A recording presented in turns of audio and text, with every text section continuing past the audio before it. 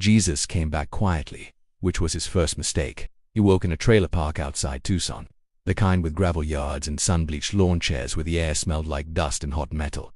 His hands were shaking before he even looked at them. They always shook when he woke up. The scars were still there. They always were. He sat on the edge of the narrow bed, breathing the way the therapist at the free clinic had taught him, slow in, slower out until the memory loosened its grip. Would iron weight. The sound people make when they think they're right.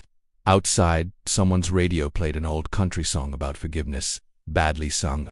Okay, he whispered to himself. Okay. He tried telling people who he was at first. That was his second mistake. At the convenience store, he said it gently to the clerk with a nose ring. I'm Jesus. She didn't even look up. Honey, you're the third one this week. I don't blame you, he said quickly. I know how it sounds. When he reached for his wallet, his sleeve slid back, revealing the scars. The clerk paused, just for a second. Raffleff, she said finally. Yes, he agreed. Word spread anyway, the way it always does in small places. By the end of the week, people were calling him Crucifix Carl. Someone spray-painted Second Coming LOL on the side of his trailer. A pastor from a megachurch 20 miles away knocked once, looked him over and said, "You don't test well with focus groups." Jesus nodded. He was used to rejection. What he wasn't used to was the noise, the engines, the shouting, the constant low-level anger humming through everything like bad wiring. Back then, hatred had at least been honest. Now it wore smiles and slogans. The nightmares came harder. He'd waked clawing at his own chest, convinced he was still pinned, still watched by people who thought suffering was proof. He stopped sleeping much, stopped trying to convince anyone. Instead, he listened. He sat on overturned buckets and heard stories. A woman whose son overdosed, a man who hadn't spoken to his daughter since the divorce, a kid who flinched whenever someone raised their hand. He didn't perform miracles anymore. They took too much out of him, and people never thanked you for them. They only wanted more. But sometimes, without meaning to, things happened. A man's tremor eased while Jesus held his hands and breathed with him.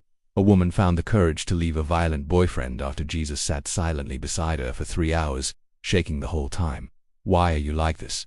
she asked him once. "So?" was scared. Jesus swallowed. "Because they killed me when I wasn't G." She stared at him, then nodded like that, explained everything. The confrontation came on a Sunday. A crowd gathered outside the trailer park, phones raised, voices sharp. Someone shouted, "If you're Jesus, prove it." Someone else yelled something about nails. Jesus stepped out anyway, heart hammering, knees weak. The sun was too bright, the sound too loud. He almost turned back. Instead, he rolled up his sleeves. The crowd went quiet. "I'm not here to scare you," he said, voice trembling. "And I'm not here to win." A man in the front scoffed. "Then why come back at all?" Jesus looked at them, really looked. The anger, the fear, the exhaustion, so familiar it hurt. "Because I never stopped loving you," he said. "And because dying like that doesn't leave you unchanged."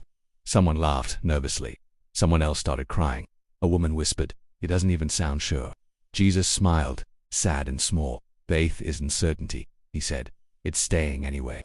No lightning fell. No sky opened. Most people went home disappointed, but a few stayed.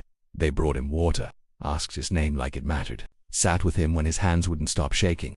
That night, Jesus slept for 6 straight hours for the first time in centuries. In the morning, someone had taped a sign to his trailer door. "If you're real or not, you can stay." Jesus touched the paper gently, like it might bruise. It wasn't worship, but it was close enough.